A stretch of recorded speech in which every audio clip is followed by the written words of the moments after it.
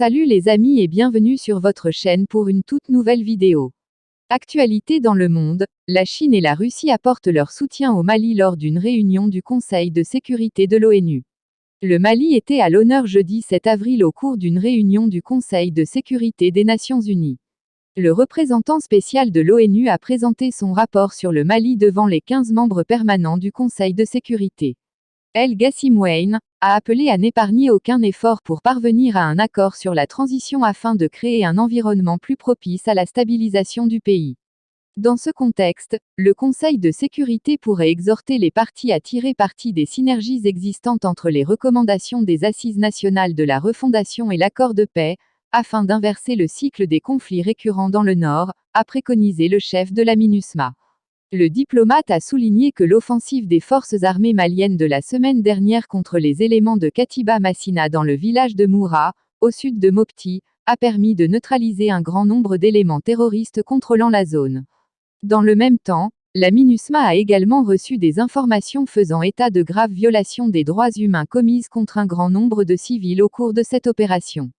À ce sujet, El Ghassim a salué l'annonce, par le procureur du tribunal militaire de Mopti, de l'ouverture d'une enquête, y compris le déploiement sur le terrain du personnel nécessaire, et a exhorté les autorités maliennes à apporter la coopération nécessaire pour que la MINUSMA ait accès au site des violations présumées, conformément à son mandat. Sur la marche de la transition, il a souligné la nécessité de consentir des efforts pour parvenir à un accord sur la transition. Cela permettrait non seulement de lever les sanctions, une mesure essentielle compte tenu de la situation humanitaire actuelle, mais aussi de créer un environnement plus propice à la poursuite des autres processus fondamentaux pour la stabilisation du pays, a insisté le représentant spécial de l'ONU. El Ghassim a aussi attiré l'attention sur les lenteurs constatées dans la mise en œuvre de l'accord pour la paix et la réconciliation. De son ambassadeur du Mali à l'ONU, Issa Konfourou a assuré que le retour à l'ordre constitutionnel au Mali figure parmi les priorités du gouvernement de transition. Issa Konfourou a rappelé que l'instabilité politique et institutionnelle de son pays prend son origine dans des élections mal organisées et dans la mauvaise gouvernance. C'est pourquoi, a-t-il dit, le gouvernement de transition tient à faire des réformes majeures visant notamment à assurer une stabilité des institutions, tout en créant les conditions minimales de sécurisation pour permettre la tenue d'élections. L'ambassadeur du Mali a de nouveau demandé la levée immédiate des sanctions injustes, illégales, illégitimes et inhumaines prises par la CEDEAO et l'Union économique et monétaire ouest-africaine, UEMOA, et dénoncé un acharnement visant à asphyxier le peuple malien, à le punir pour ses choix politiques et à obtenir un changement de régime. Il a révélé devant le Conseil de sécurité que le gouvernement continue de renforcer les capacités des forces armées maliennes, ce qui donne des résultats très encourageants sur le terrain. Depuis décembre 2021, a-t-il rappelé, les forces de défense et de sécurité maliennes infligent de lourdes pertes aux groupes extrémistes et sécurisent les populations.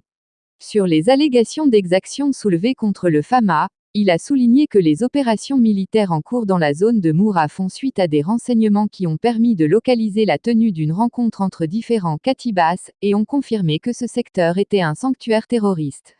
À propos des événements de Moura, il a signalé l'ouverture, par la gendarmerie nationale, d'enquêtes approfondies sur les allégations d'exactions présumées commises en mars sur des civils dans cette zone. En attendant les conclusions de ces investigations, il a appelé toutes les parties prenantes à la retenue et à éviter les qualificatifs de massacre ainsi que les allégations sans fondement proférées à l'encontre des forces armées maliennes.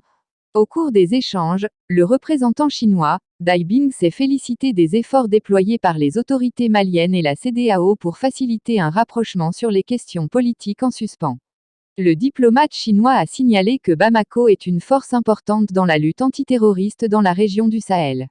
Les opérations menées dans le centre et le nord du Mali ayant permis de réduire les capacités des groupes terroristes et d'assurer le retour des personnes déplacées, a-t-il ajouté.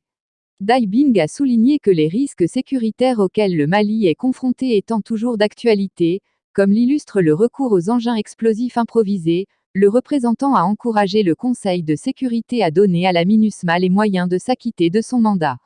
Anna Evstinieva, représentante de la Fédération de Russie, a abondé dans le même sens en saluant la détermination des autorités de transition maliennes à régler progressivement les problèmes que connaît leur pays, notamment leur engagement à rétablir l'ordre constitutionnel.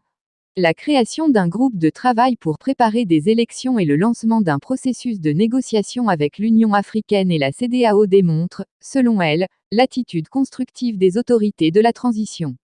Sur la situation sécuritaire, la diplomate russe a estimé que la décision irresponsable de retrait total de l'opération Barkhane, prise sans consultation avec la partie malienne, viole les accords bilatéraux. Anna Evstinieva a également déclaré partager les évaluations du rapport du secrétaire général sur les conséquences négatives des actions de la France et de ses partenaires de l'Union européenne sur le mandat de la MINUSMA, notamment en matière de risques sécuritaires pour les casques bleus. Et la représentante russe a bien fait de souligner que la coopération entre son pays et le Mali a des racines historiques. Elle a ainsi rappelé que la Russie fournit une assistance aux forces armées maliennes en matière de préparation au combat et de formation des personnels militaires et des employés. Elle a dénoncé la campagne de désinformation sur les soi-disant mercenaires russes, estimant qu'elle fait partie d'un jeu géopolitique sans scrupules. Merci de nous avoir suivis. Si vous avez aimé la vidéo, faites-le nous savoir avec un like. Et surtout n'oubliez pas de vous abonner et de sonner la cloche de notification pour ne rater aucune de nos vidéos. Laissez-nous vos points de vue et suggestions en commentaire. Et n'oubliez pas de partager pour informer encore plus de monde. À plus.